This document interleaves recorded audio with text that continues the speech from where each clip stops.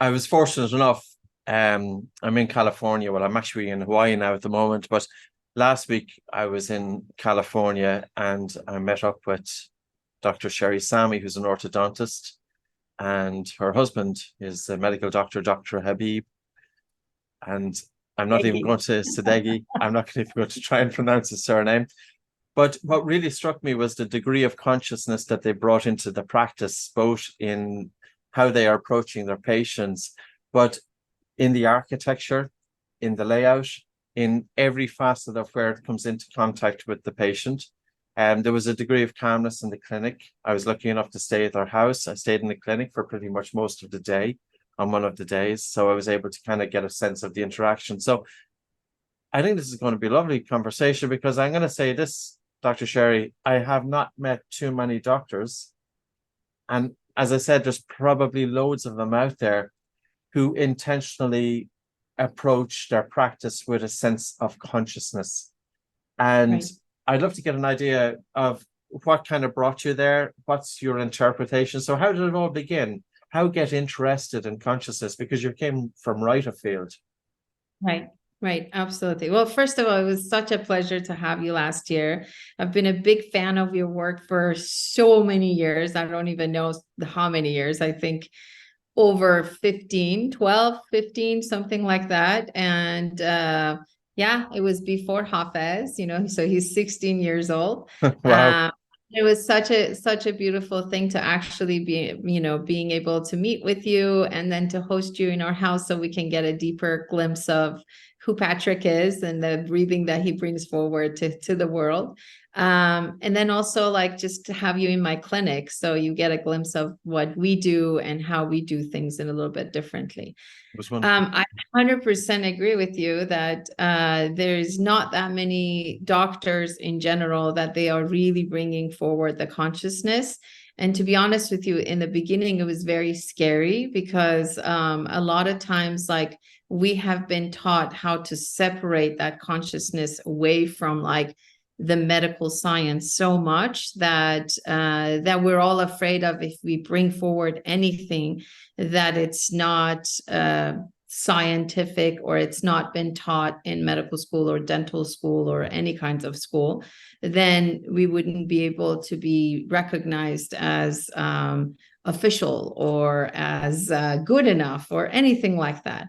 I was both Habib and we've been very, very interested in the whole aspects of psychology of the mind, and then going beyond that, spirituality in our own lives. We have really, really incorporated that into, I have a bachelor and a master in psychology, and we both did that master together with a 3-year spiritual psychology with the emphasis of consciousness, health, and healing. And when we did that program, we kind of got a lot braver because there were two physicians and two psychologists that they were teaching that program together.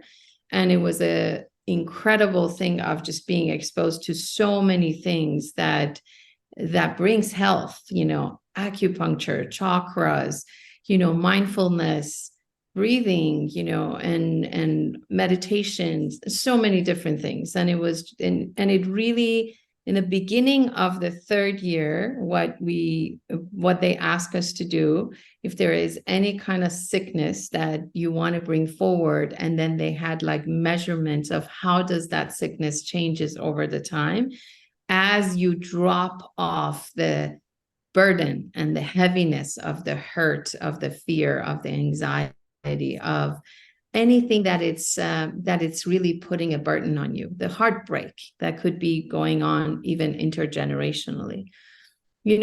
Gratefully, we didn't have major sicknesses, but there were quite often many people like in that class that they had stage 4 cancer and autoimmune disease. And it was phenomenal to see how through the course of the year, how many people started feeling better and they couldn't find the tumor anymore, and they couldn't find the any signs of the MS anymore, and they couldn't find any of the symptoms of whatever that they had. And other than Habib he had his own cancer journey, and he really, really believes that so much of working on his past and working on his consciousness was the reason that he's over, 30 years cancer free. But also we just saw like hundreds of people that they went through that journey, and they kind of got better and better and better in that journey. So that kind of gave us a little bit of a courage of kind of coming and really starting a conversation that it's beyond just the physical aspects of the body, because after all, we are emotional, mental, more than even the physical, and our emotional and mental affects significantly how our body functions. And we know that, like how the sympathetic nervous system and what we think, if I think like, oh my God, I don't think that Patrick really liked me when he came and he saw me, and like the first, interactions that we had. And I'm just making all of that stuff in my mind, but automatically, like, my heartbeat stopped getting much faster, and my face is going to start blushing, and my posture might change, and that might actually have an effect on you, like thinking that I don't like you. And then the whole interaction goes in different directions. So based on all of those things, we started kind of looking at those things in a much, much deeper way, and understanding that the physical has such an important component of mental, emotional, and in our opinion, spiritual. And that was the beginning of many incredible healing things, where it also helped us to start our clinic with that mindfulness and with that aspects of, having parking lots. I don't know if you noticed that, but having parking lots with intentions, words, like different intention words that they can park in. And then like little poetry part that when you walk around, there's like little poems and everything around that they can kind of meditate on. We're still kind of fixing that garden after our flood, but these are some of the things that we incorporated. And then how much trees and nature and just sitting in quiet, like, it's a much better physician that Habib and I both put together, in our opinion. We know that our space is just as healing as any words that comes out of our mouth and anything that we do. So that's why we specifically created that aspects, even though all the business advisors were telling us, what are you doing? This is all real estate that you're not making money out of. It's like, no, this is part of the healing experience and a healing journey. So it's been an incredible, and we're learning as much as we're teaching. So I think that the teacher always actually grows more than the students, in my opinion. Yeah, it's amazing. And when you're talking about a space of stillness, you're also talking about a mind of stillness. And the other thing that strikes me is that we often feel that we are the only ones that have self-doubt, and that we are the only ones that may have different worries. And of course, this is going to be different person to person, and depending on the challenges, of course, that they face. But the first point is, when you talk about sitting in stillness, because many people, I remember reading a book back about 30 years ago, and I went out onto the beach and I sat there. But sure, I might have been anywhere, because all I was doing was thinking when I was out there.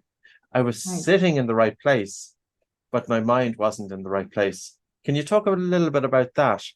Because it's not always easy. It's a little bit challenging, isn't it? In terms of that stillness of the mind. And, so, yeah. Well, I think that one of my favorite books, it's not one of my first book that I read, but one of my favorite books that I read was called Surrender Experiment by Michael Singer. Because he kind of sets out this aspects of what does surrendering means, and allowing the universe to really guide you of what's next.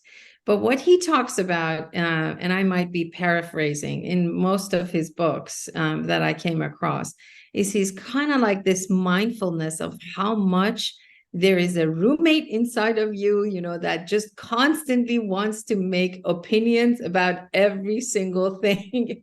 He calls it the nosy roommate or something like that within that aspect. I call it the nosy mother-in-law, so wants to make an opinion about, oh my God, but that person's, skirt is too short. Why is the weather too bad? I mean, it just constantly wants to make an opinion, right? And chatters inside. If we start actually paying attention to it, the fact that we can actually hear it and we're aware of it, that means it's not so much us, and we're able to control it. But most people, they haven't even thought about controlling it. They haven't even thought about, like, what does it matter? What does it mean if we can just quiet down that that voice and that constant opinionated, voice that it's inside of us. So a lot of times when people, they doesn't matter where they are, doesn't matter what kind of a situation they are, this mind just keeps going and going and going. And if you get upset, it's a loop. You turn to like go around and around saying the same things, and having the conversations in your head over and over and over again, over the same subject. So when they sit, inside a place that they can be aware of that, they can be aware that there is a nosy roommate that it just can't stop making opinion. And then just bring mindfulness perhaps to their breath, perhaps to their body sensation, perhaps to the tree that they're looking for, but without the words, like without the opinion of, oh, this tree is too tall, it's too thick, it's too, it's dying, it's all of that. Just the stillness of the tree as we harmonize within our surrounding. Like, my beloved and I, we have really, really gone out of our way, not only in our clinic, but in our home, to bring a lot of nature into our environment. Because in the busy Los Angeles city, where you just get pulled in the busyness of like go, go, go, go, go, go, and catching up with everyone, we wanted to kind of be in a space that the horse rides very slowly, and we have to slow down our cars or our steps. The nature goes really slowly, so everything just slows down, even for a little bit, in order for us to bring mindfulness to, like, what does it mean to like really slow down, not just our bodies, but also our mind. And as we start paying attention to that voice, I feel like we're a lot more closer to getting that mind and becoming the master of that mind, rather than the mind being the master of ourselves. And I think that was the biggest lessons that I have learned in terms of what does it look to be, and then taking that into our clinical setting. Because so often as doctors, we have been taught, like, the minute the patient starts talking, that's the time that you start diagnosing. It's like it's been instilled in us from the time that we went to school. We start thinking like, oh yeah, they have this symptom, then that means this is the diagnosis. They have this symptom, they have the diagnosis. So we have something called All Art of Living through our nonprofit organization, Love Button Global Movement.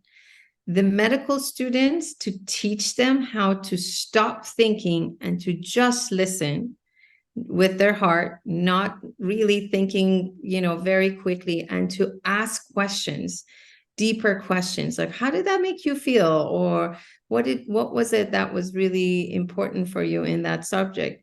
The medical students that we taught were harder than the prisoners to be able to listen. So they had a really difficult time, because we have been completely groomed, like that the minute the patient starts talking, that we just start thinking in our head. So what does that mean if we just stop judging, stop diagnosing, and then the first, at least however many minutes that we have with that patient, 10 minutes, 15 minutes, really listen with an intention of, one of my teachers, he just passed away a couple of years ago, Dr. Jim Jealous. He said, listen with the intention of completely being changed forever.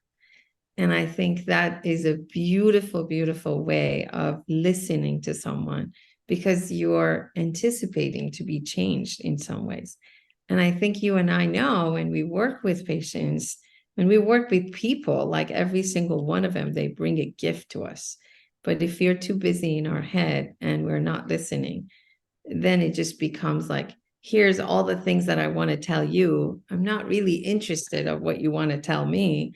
And then there is no exchange of energy and exchange of love in that, in some ways. So there is a connection that goes beyond the words. It's that connection that even if people are sitting in silence, that if our mind is in silence, it's almost that we're transmitting something. It's beyond the word, but it will help to bring that person as well some stillness. It's not always easy. Yeah, oftentimes life is pulling us back into the mind. Always difficult, actually. It's always difficult. It's never easy. But I suppose then we have to ask, well, what's the alternative? Because living in the head isn't much of an alternative. That's a recipe for disaster. And I like the analogy of the mother-in-law. We'll all remember that one so well. So we have the thinker in the mind. All the wonderful mother-in-laws out there. There's so many of them. So then approaching this to your patients, because it's often a very difficult conversation to, the language that we use to communicate it. People get it. And I think intuitively people want it, they understand it. But I feel that it's been kind of bypassed because it has been associated with too left. You're talking about too right, that yes. the doctor's mind has been trained only to be scientific. But right. In terms of consciousness, it has been taught too left. Yes. And both are at opposite ends of the spectrum. How do you bring both into the middle? What do you do in terms of the language? Does it just happen naturally? Yes. And it happens naturally because I'm more interested to learn about them. Like my new patient exams, it's not just an exam, it's also a deep, deep conversation with the parents. It's an hour and a half. So I have plenty of time to really, really open everything up and then just go really deep into the family dynamic, into the intergenerational drama and trauma. And then just really get to know the parents from a very, very different angle. Once in a while, I have some dads sometimes, that they are a little resistant to get to the emotional part. But often, they go, when you ask them, what was it? Can you tell me some of the things, that I start with the physical stuff, right? What was like some of the, was there any past medical history in you or your family? And then we kind of go through and I said, past medical history includes, constant respiratory issues. It includes you getting braces. It includes, like having large tonsils. It includes like you constantly having belly aches, So I go into all of that. And then I said, was there any, anything in your family? And then just kind of like take it a little bit deeper, like respiratory stuff with the grief, the stomach stuff, not being able to digest emotions, was there any threat in the family, any, trauma that was present, any parents that was a little, too strict or, I don't know, alcoholics or anything like that. So I get in a little bit into that and just ask a little bit about who they are as a person, because it's going to really, really determine like, Okay, I can tell a kid how to breathe, or Zara can teach all of these things. But if the parents are from morning to night, they're shouting at each other, it's not going to happen. And you and I know, like, I have to know that if the parents are constantly in an anxious state, doesn't matter what I do with that kid, it's not going to translate into health and well-being. So I have to kind of go and find out who the parents are, where they are with their own emotional and nervous system, what has created that emotional and nervous system to be such that, and then after that kind of come back.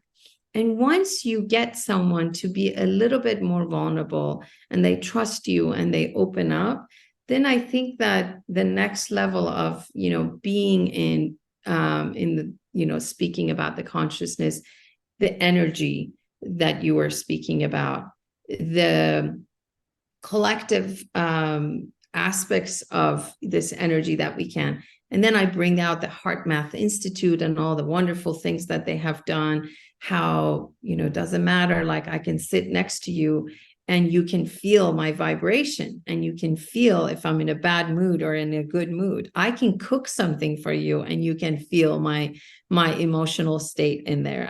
I'm so sensitive that if like I literally can feel the emotion of the person in their food, but you have to develop that sensitivity. If you're just eating in front of a computer or in front of the TV, I don't think that you can feel anything because you're too engaged and out of this experience. That's why when you go to meditation, silent meditation, the first time that I went in Self-Realization Center, I think I was 19, and it was so uncomfortable for me in a big Persian family, to sit in front of someone and not talk at all and eat.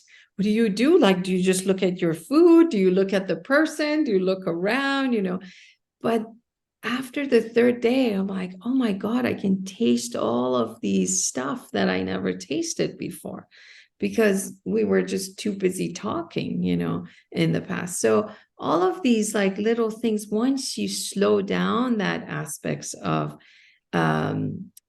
being here and being at this moment, I feel like then you can start feeling the energy. And then from that aspects, then the introducing the consciousness becomes a lot more important and a lot easier. So if you say like, what are you feeling in your body? Where do you feel it? What color is it? Is it heavy? I can see, and a lot of times they can see, like how does it affect? And people that they're entertainment industry, they know, like if they have shoulders forward, like automatically in a movie, you kind of think like this person is like upset and closed off, Meanwhile, we're seeing all of these kids with a lot of breathing issues, that their whole posture is head forward, neck forward. Now, like they have to bring their shoulder forward in order to keep the weight, and then bringing their back, So what kind of an impression they're giving to the world by that posture that has been created with their airways. So these are some of the subtleties that we speak about. And then slowly, just some people are more open to it and they just come right into it. And some people, they slowly come into it as they start bringing that mindfulness into their everyday and to their thought process. So a more conscious being has a greater stillness of the mind, or a greater capacity to control thinking and not to get lost so much in overthinking. And something happens, okay, we are going to think about it. But Right. a person who's more conscious, as you spoke about earlier on, is more aware of it. They see that they're making these thoughts, and these thoughts are affecting their body and making them stress. And the stressed body is feeding into the mind, and you have that loop. So it just gives us a better ability to step out of it and make life a bit softer. The benefits of it are huge. So here we're talking about consciousness, but there's two things that are going on in my mind. One is the benefits for that busy dad who's coming in. How do we break that down in terms of what happens when we have the capacity to have some degree over control over mind, even for a business person or for the actor. Do you ever think about that way in terms of, the language that we're communicating to really show, listen, this isn't just left of field. This is really for our normal everyday person. Right. So I think in one way, I'm very, very blessed that I have chosen to work with children, because children are so much easier to come into that state than adults. But the way that I actually get to the adults is through their children. So when I can tell you about one example, there is this really, really adorable patient of mine. He's almost 16 actually. And I've seen him since he was 2. Both parents are significant mouth breathers. They are very, very congested all the time. And they, like, you tell them something, they explode. There is no capacity for anything. I mean, they misunderstand something, and next thing comes out of their mouth is just screaming and shouting and not understanding even like what you're trying to convey, and not listening at all. I can't tell you how many times I wanted to fire them from my practice. But these 2 kids that I really adore, I had a difficult time doing that. So the kid started coming to my practice without the parents. Somebody else was driving them. And he comes to me, he says, Dr. Sami, one day he was 7 or 8. He says, Dr. Sami, I don't want to be like my mom and dad. I see how fast they lose their temper.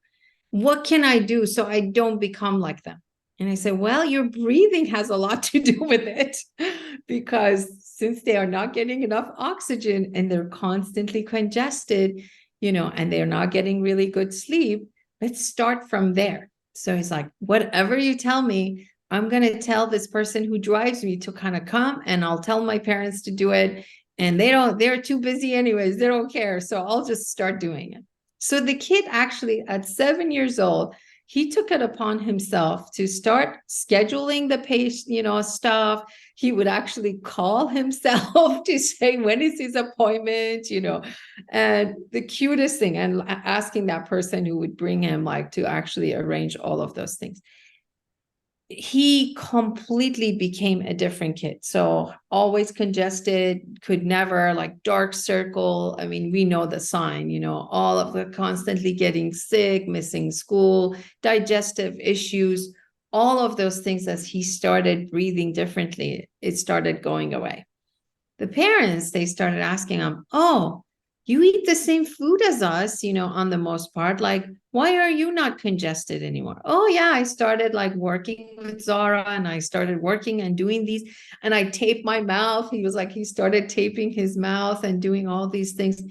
Then the mom started becoming really interested, because she was a CPA, very, very high stressful jobs. It's oh, I can't take it anymore. I can see myself just really becoming weaker and weaker as a result of it, more sick, now that I'm in my 40s, I get sick so often. So I started kind of training and learning from the son, but then taking a few classes with Zara. Then after that, and then the little one was just following the big brother's footsteps. So they would do the breathing together. So now there's 3 people in the family that they are kind of going toward health. And then the dad in here started kind of being curious, what is it? Oh, the mom is not getting as engaged when he shouts and screams. The mom just walks away, or it's why are you getting so worked up about these whole aspects? And they were almost actually in the verge of divorce. So then he became curious, and he's I don't really believe in any of these things, but I'm going to come anyways, just because the rest of my family, they want me to. So then he started coming and becoming more interested. So a lot of times, and their family dynamic changed significantly.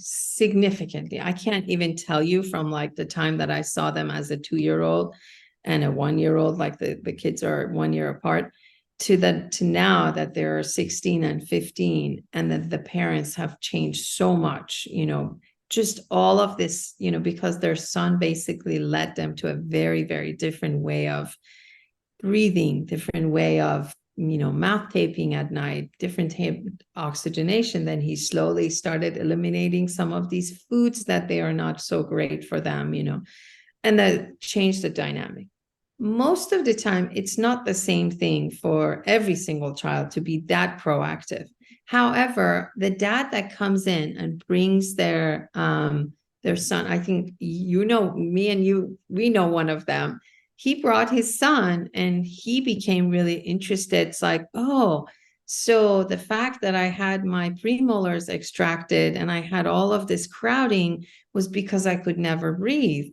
Oh, the fact that I always have my nose congested and my sinus not developed is because I could never breathe, and I was always mouth breathing.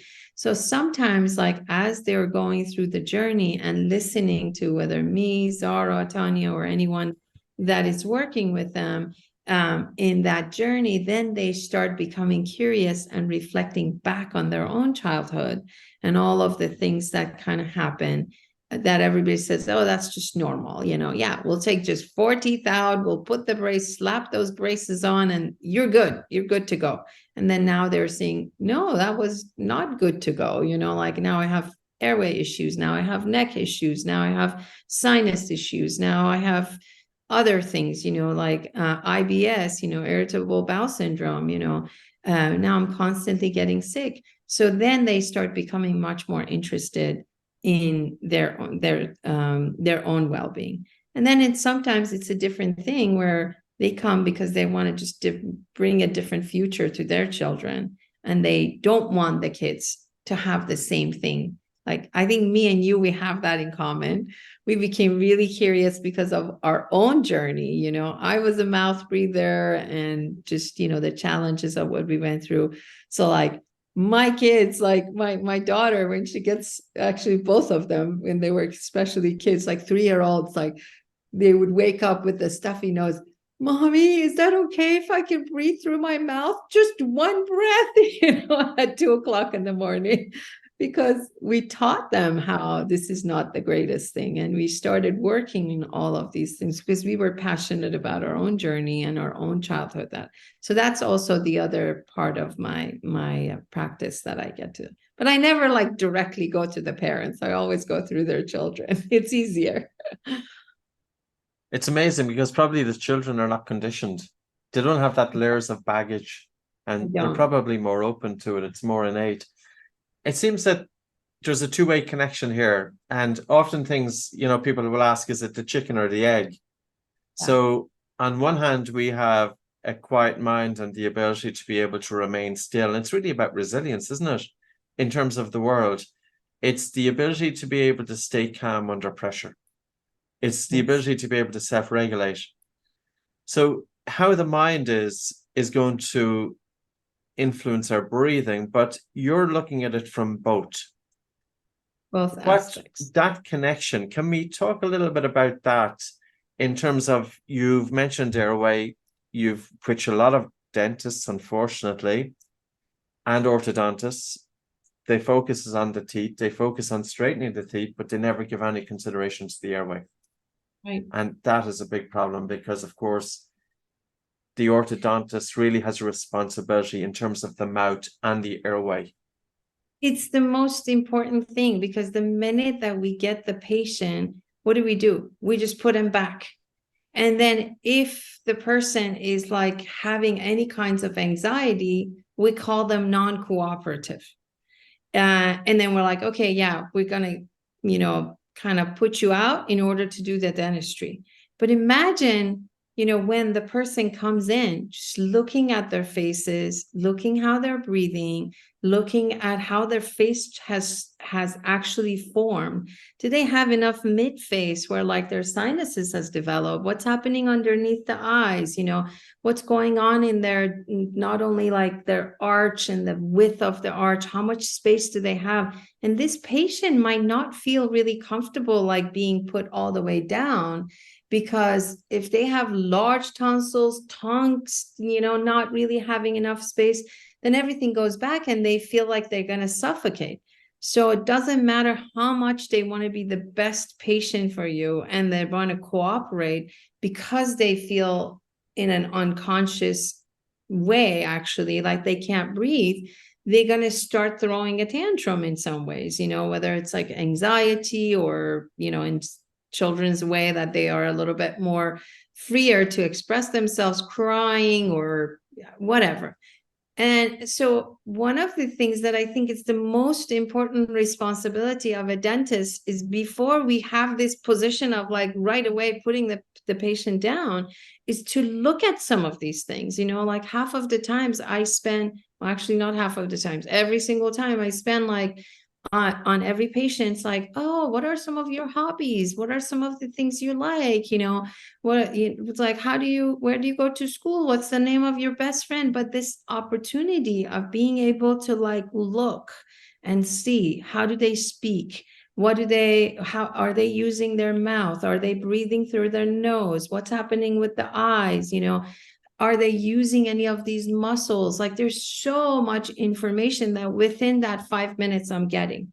Is this patient going to be comfortable with like being laid down, or no, that it's going to just put them in fight and flight and completely ruin the experience of being in my very serene and calm and beautiful clinic, healing clinic.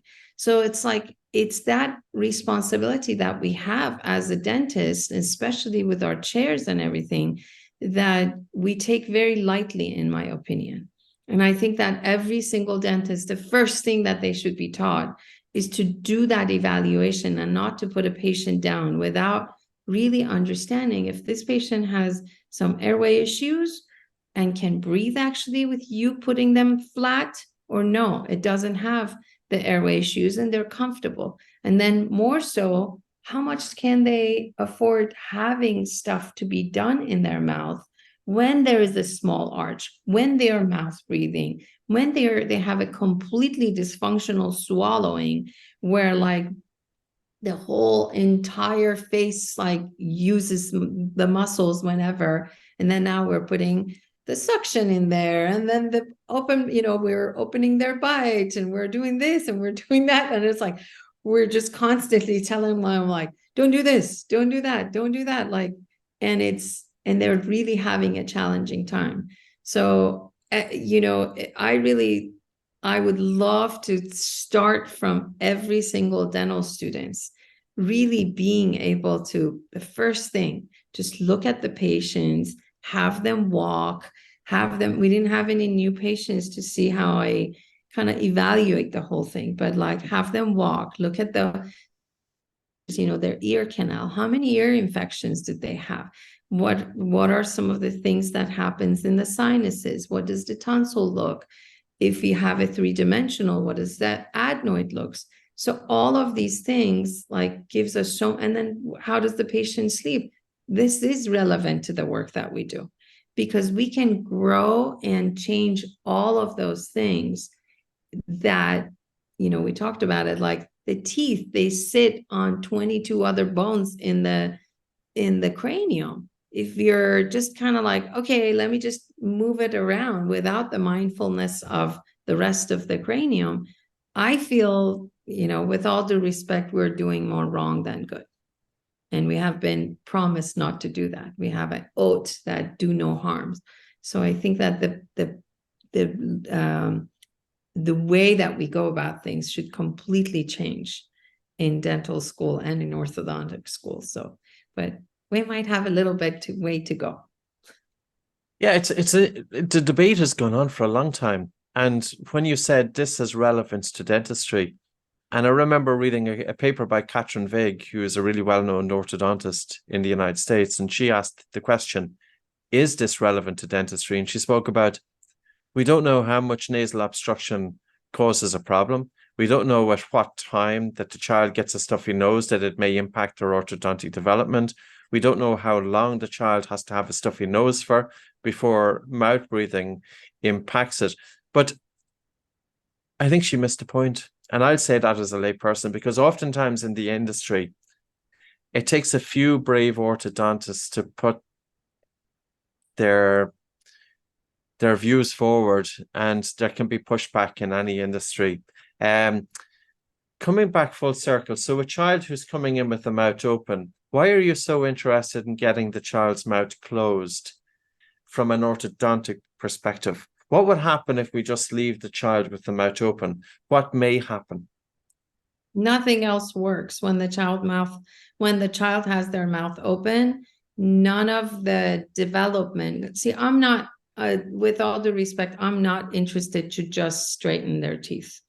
I'm interested, my hope and my intention is by the time that this child leaves my clinic, hopefully like when they go to college, because a lot of times that happens, not just as an orthodontist, but as their, I don't know, pediatric dentist, wellness coach, whatever that I have been doing, that this child is so much more vibrant, physically, emotionally, mentally, and spiritually, and spiritually, like some people are open to it, some people are not, but I choose every single opportunity in order to increase their mental and emotional capacity. So when the mouth is not closed, like I can't develop that jaw, that airway, that sinus, the whole aspects of the jaw development does not happen. And then the myofunctional goes to waste, the cranial work goes to waste, the development of the jaw goes to waste. And in some cases, I can even tell you, like, the eyes and like the way that the eye coordinate with each other in some children, it doesn't work.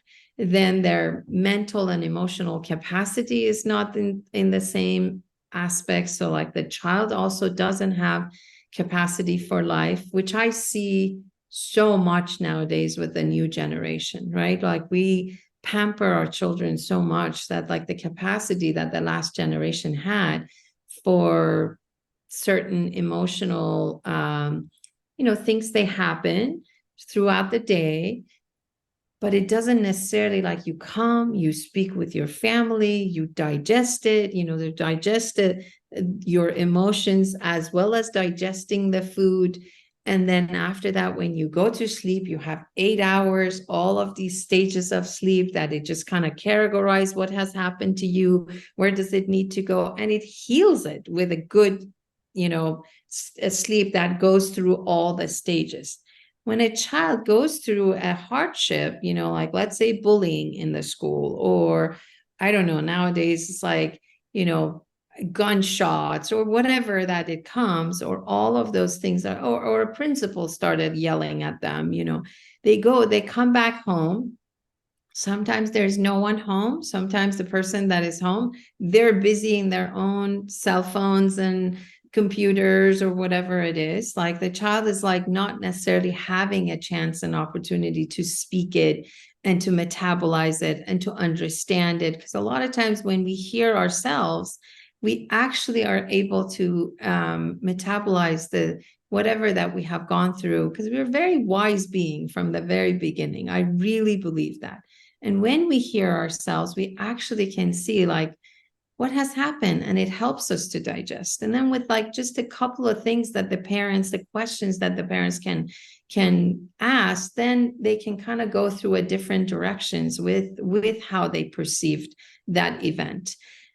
So then they sit, the normal child, like they come in and they start playing video game, or they go on the computer and they go through, Instagram or TikToks or whatever that is.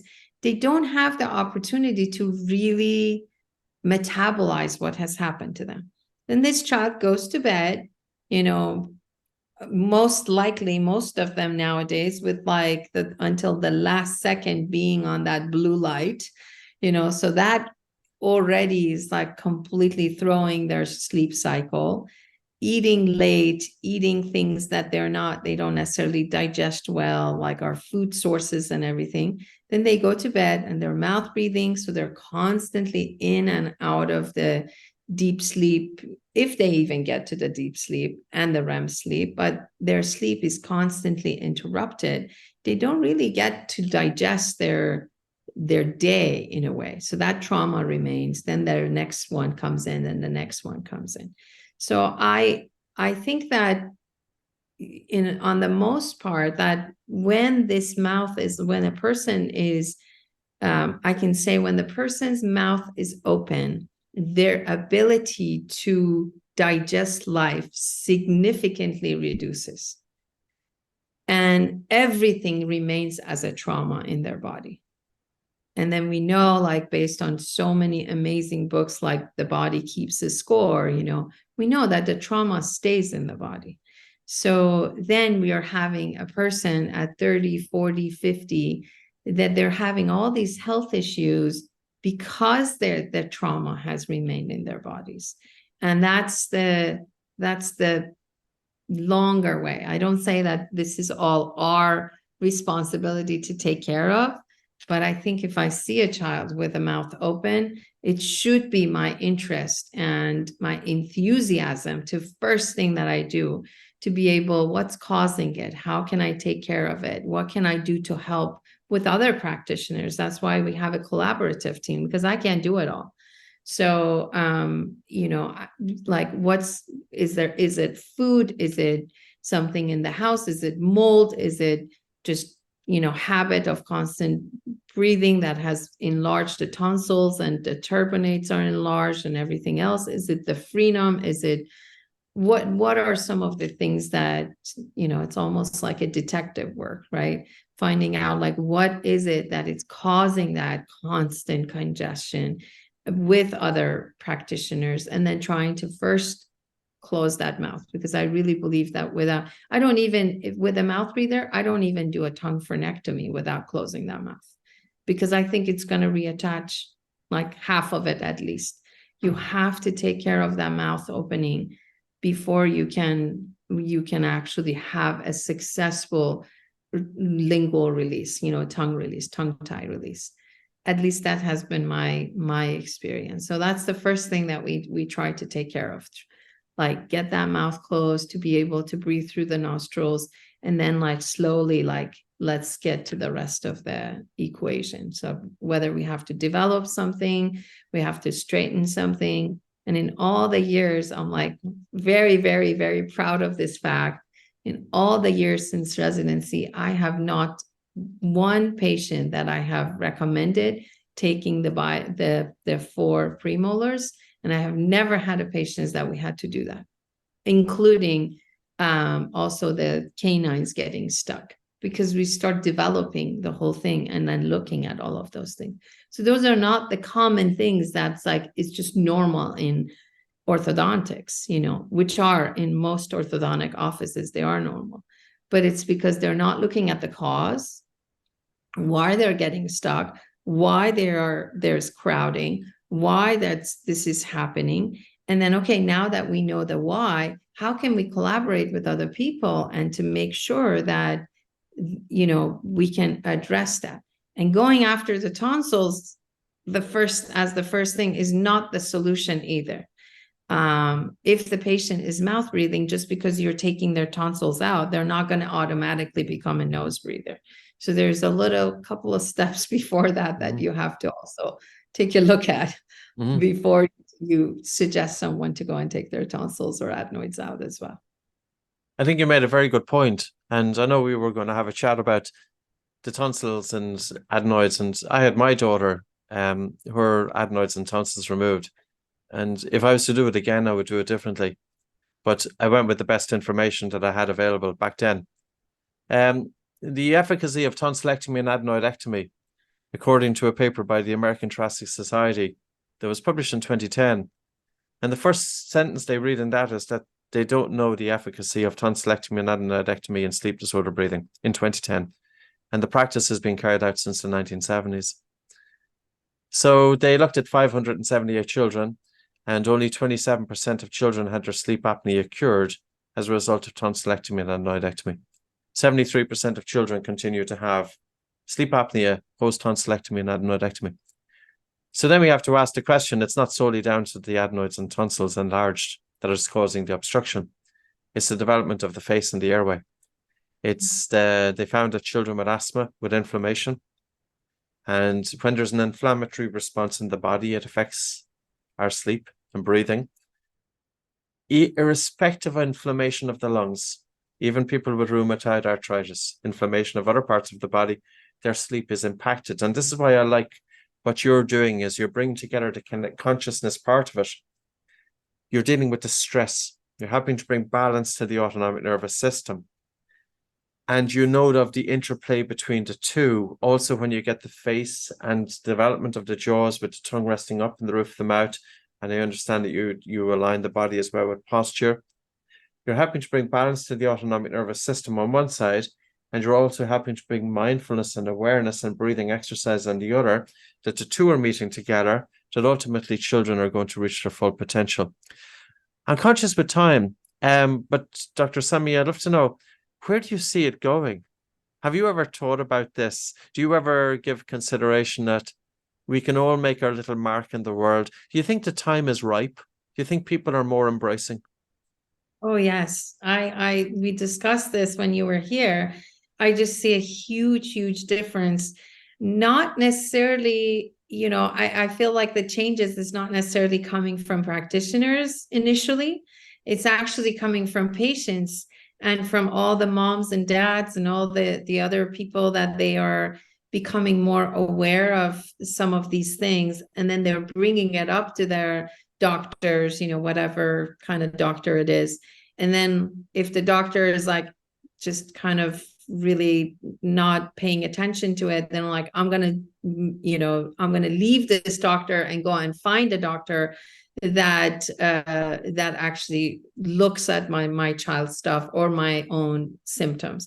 So I think that there is a huge difference between now and I would say 10 years ago, even 10 years ago with the interest. I mean, I had someone, when I started doing the telehealth, I had someone from South Africa that requested, a telehealth with me. I'm like, what am I going to do for all the way over there? But then once I started speaking, I'm like, okay, there is certain information that I can give, and there are certain aspects of things that I can guide patients, at least, to be able to have those information to implement into their child's life and into their own lives. But I think that there is a lot of differences that it's happened, between now and 10 years ago in terms of what people know. And I think we discussed that, James Nestor's Breathe book just brought so much more interest because it's such a easy language to be able to communicate what he brought forward, and the fact that he went and experimented on himself, in Stanford and other places, that brought the patient's awareness so much higher. So I don't know. I think in 10 years, we would have orthodontia and dentistry completely be from a very, very different perspective, and it starts to go in a very different directions that what poor John Mew and a lot of those people in the 20, 30, 40, 50 years ago, when they started talking about these things, they faced, 17 years ago, people, they thought I'm nuts, when I would just be like, how does your child sleep? It's like, what does that have to do with you? I just want straight teeth. I'm like, no, I don't want to just straighten your kid's teeth. I want to look at this posture, look at the way your child, moves, look at all of these things. And some people stayed and some people didn't. Some of my colleagues, they were intrigued. Some of them, they thought I'm a little crazy, but I think as the years went by, I see more and more, like the frenectomy was not even a subject before, 16 years ago when Hafez was born. Like, I went to 17 practitioners to figure out, why am I having breastfeeding issues? And every single one of them, including the lactation consultants, they were just like, either just keep going or start formula. And then when my mentor, Dr. Nordstrom, came and like looked at him, was like, oh yeah, he has a posterior tongue tie. I was a UCLA, I was teaching at UCLA. And I'm like, what is that? So I think that all of these things are much more a conversation now. And I think it's coming from the patients. So it's intriguing the doctors. And then the doctors are more and more looking into learning. And then at the same time, they see like their own children a lot of times, like, oh, my child has like sleeping issues. It is an issue that like they have that. And it's very interesting because I know a lot of my orthodontist friends, when it comes to their own children, they chose not to take those premolars out, and okay, let's see, what are the things that you do that you expand at what age? 5, 4, 3, 2, it's like, I mean, we even have the baby ALF, the infant ALF. So we start developing the whole jaw, with from literally the minute that they're born, actually a little bit more with training the moms, the mouth breathing moms, to stop mouth breathing during pregnancy. That's one of the works that I really love to do and see how that changes, because we know that the kid becomes a mouth breather most often when the child is a mouth breather. So I think that we are having a very, very exciting future where it's going to be very different, and I don't know, I saw the tipping point. I want to say around COVID for some reason, but maybe it was before that, maybe it was after that. But I really saw that tipping point that happened, that just everything just took off, and a lot of people became so much more aware of what we're talking about the past 20 years. So, and people even before that. I agree with you. For people to find you, you mentioned lovebutton.org, which I think is a wonderful charity. And how do you have Instagram? Do you have YouTube channels? Yes, I have a Dr. Sherry Sami Instagram, and also Happy Kids Dental Planet Instagram. I try to keep the two a little bit different, so I do put a lot of my consciousness stuff, some stuff about like the orthodontia and breathing and drinking and all kinds of like all of that stuff into the Dr. Sherry Sami. But I don't put any of the consciousness stuff still into the Happy Kids. Mm-hmm. But that is, for me, that's probably something that I'm the most passionate about, because I feel like when you're able to look at life with a deeper perspective and question your own thoughts, and then bring love and compassion and kindness and presence and acceptance and trust into it, then your whole body changes, your physiology changes, your outlook, your enthusiasm for life.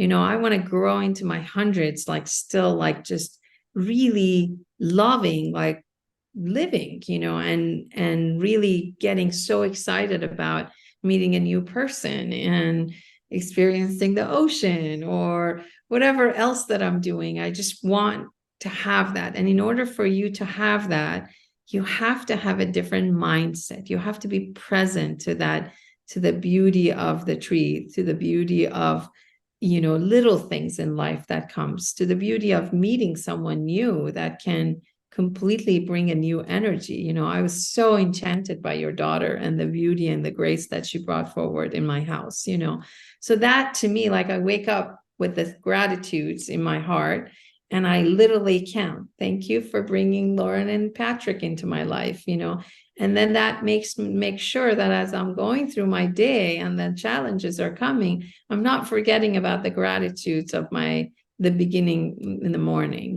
Thank you for the sun. Thank you for seeing the sun and the moon while I'm in the middle of the ocean at the same time, how enchanting. And then the dolphin came up, and I think when you do some of those things, like life kind of takes a different color and shape. And then it doesn't become about working and raising kids and getting married, and just like it doesn't become routine. All of those things take a different shape. And then you start questioning, it's like your own mind. Like, am I did I take this too seriously? Did I get upset for no reason? Am I taking this personally? And I don't need to. And then so life becomes a little bit more graceful rather than so challenging and hard. As people, they have a hard time with it, especially as we grow older, we become heavier. So, Well, it's been wonderful. And thank you so much, Sherry. It's been a really lovely conversation. And I think you've touched on so many things that can be beneficial to people. So thank you. thank you. It was lovely to speak with you as well. And I would love to interview you as well. So to bring your perspective and everything else. So we'll plan that. But thank you so much. We're so grateful for doing what you're doing. Like the breath is the beginning of so many things. And I think that if we just start with that breath, like just being able to breathe and that mindfulness to breathing, to the breath that we bring forward, there's so much that can open up for us that we didn't think it was a possibility. So I'm so grateful for your passion that you're bringing to this world and for the dedication. I know it's a lot of work, but and sometimes challenging when you get the pushbacks, but I'm so grateful for all of your hard work and all the teachings that you have done. You have changed my life significantly, made me so much more interested in the profession that I'm doing. I don't think I would have been able to be a good orthodontist or a dentist, pediatric dentist, had I been just doing what I was taught in dental school to do. I'm sure you would have found a way. Don't worry about that. You would have found a way. So listen, a pleasure. Thanks so much.